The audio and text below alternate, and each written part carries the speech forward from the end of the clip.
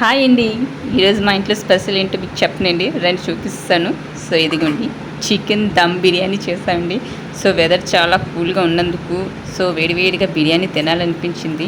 So అందుకే ఈరోజు చేసామండి. సో ఇది బాస్మతి రైస్ అండి, ఆ రైస్తో ఉండిందండి. ఇండియన్ బాస్మతి గేట్ ఉంది కదండి, సో అదే Indian okay, Indian gate basmati రైస్తో చేసామండి. సో వేడివేడిగా ఉందండి. ఇప్పుడే స్టవ్ ఆఫ్ చేసి మీకు వెంటనే వీడియో చేసి చూపిస్తాను. నేను వీడియో తీస్తాను వెంటనే.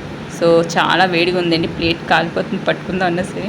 సో ఇప్పుడైతే ప్రేయర్ చేస్తాను, మీకు తెలుసుకుని ముందు ప్రేయర్ చేసి తింటామని. సో ప్రేయర్ చాలా వేడివేడిగా ఉందండి.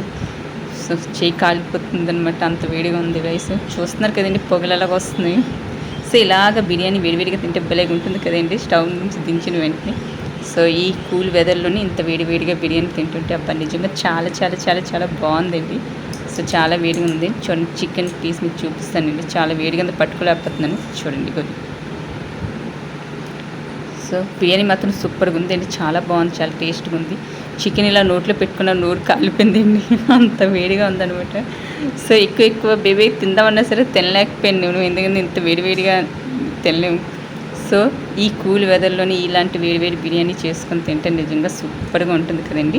సో ఈరోజు అయితే మాత్రం దమ్ బిర్యానీ తినాలనిపించి చేస్తాం. నేను కూడా టేస్ట్ చేసి మీకు చూపిస్తాను. ఓకేనండి, బాయ్ అండి.